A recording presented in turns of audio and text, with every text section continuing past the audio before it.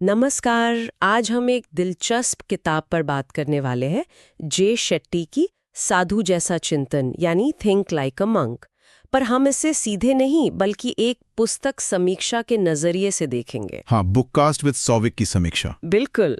और सवाल बड़ा मजेदार है, क्या सच में शहर में रहते हुए अपनी रोज की जिंदगी में हम साधु जैसा सोच सकते हैं बिना पहाड़ों पर जाए? हाँ, और ये सवाल सिर्फ हमारा नहीं है। असल में समीक्षा के मुताबिक जे शेट्टी की किताब ठीक इसी सवाल का जवाब देने की कोशिश करती है। अच्छा। हाँ, क्योंकि लेखक खुद कुछ साल साधु की तरह रहे हैं, तो वो अपने अनुभव से मिली सीख को आम जिंदगी में कैसे उतारा जाए ये बताने की कोशिश करते हैं। तो आज हम यही समझेंगे समीक्षा के हिसाब से कि किताब के मुख्य आइडियाज क्या हैं। ठीक है, तो चलिए समीक्षा के आईने से देखते हैं।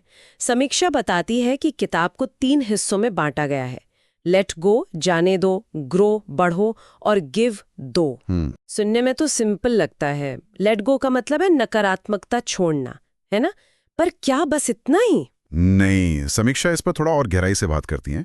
लेट गो सिर्फ गुस्सा या चिढ़ छोड़ना नहीं है। समीक्षा के अनुसार इसका मतलब है डर, चिंता, अहंकार, वो सारी अंदरूनी रुकावटें हटाना। अच्छा। हाँ, और खासतौर पर समीक्षा किस बात को हाईलाइट करती हैं कि लेखक बाहरी दुनिया की राय, उनकी उम्मीदों का जो बोझ हम लेके चलते हैं, उसे उतारने पर बहुत जोर देते हैं। ओह, ये तो बहुत अहम है। मतलब दूसरों से वैलिडेशन की जरूरत छोड़ना। बिल्कुल बिल्कुल, जो आजकल हम सब महसूस करते हैं कहीं ना कहीं। सही बात है।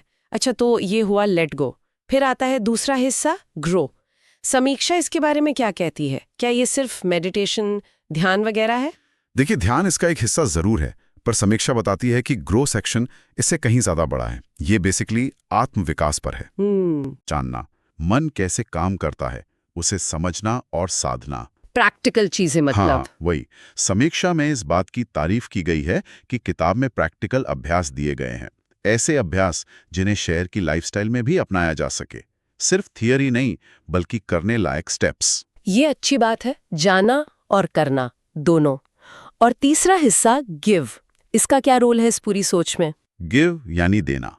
समीक्षा कहती है कि ये हिस्सा सेवा, कृतज्ञता और दूसरों की जिंदगी में कुछ अच्छा करने पर फोकस करता है। अच्छा। समीक्षक के मुताबिक किताब ये दिखाती है कि असली शांति और खुशी सिर्फ अपने अंदर नहीं मिलती, बल्कि दुनिया से जुड़ने, उसमें कुछ सकारात्मक योगदान देने से भी मिलती है। तो इसमें कृतज्ञता का अभ्यास करना, बिना किसी स्वार्थ के सेवा करना, इसे रोज की आदत बनाने पर जोर है। तो ये तीनों मिलकर एक पूरा फ्रेमवर्क सा बनाते हैं। पहले अंदर की सफाई, फिर खुद को बेहतर बनाना, और फिर बाहर दुनिया को कुछ देना। हाँ, बिल्कुल, एक तरह का पूरा सफर है ये। समीक्षा में लेखक की स्टाइल के बारे में भी कुछ बताया गया है? हाँ बिल्कुल, समीक्षक जे शेट्टी की लिखने की स्टाइल की काफी तारीफ करते हैं।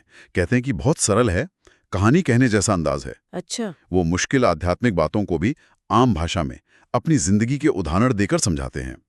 इससे पढ़ने वाला आसानी से कनेक्ट कर पाता है। और शायद इसीलिए प्रैक्टिकल अभ्यास भी इतने असरदार लगते होंगे। हाँ बिल्कुल, समीक्षा यही कहती है कि ये सिर्फ पढ़ने की किताब नहीं, करने की किताब बन जाती है। और शायद इसी वजह से बुककास्ट विद सौविक ने इसे इतनी अच्छी रेटिंग दी है, 5 में से 4.5 स्टार। हाँ, 4.5 स्टार काफी ज्यादा है। बहुत ज्यादा है, खासकर सेल्फ हेल्प जॉनर में जहां इतनी किताबें हैं। समीक्षा कहती है कि ये किताब उन लोगों के लिए खास तौर पे अच्छी हो सकती है जो अपनी जिंदगी में तनाव महसूस कर रहे हैं, या जिन्हें दिशा समझ नहीं आ रही, या कोई मकसद नहीं मिल रहा। सही है।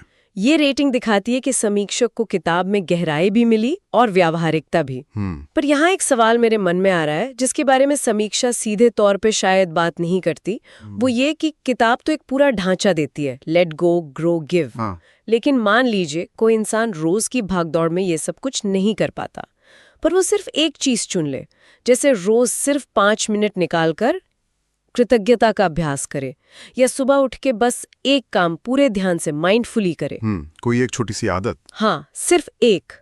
तो क्या सिर्फ उतने से भी उसके अनुभव में, उसकी लाइफ में कोई मतलब का बदलाव आ सकता है? ये सोचने वाली बात है। बिल्कुल। क्या छोटे कदम भी बड़ा फर्क ला सकते हैं? एक दिलचस्प सवाल छोड़ा है आपने।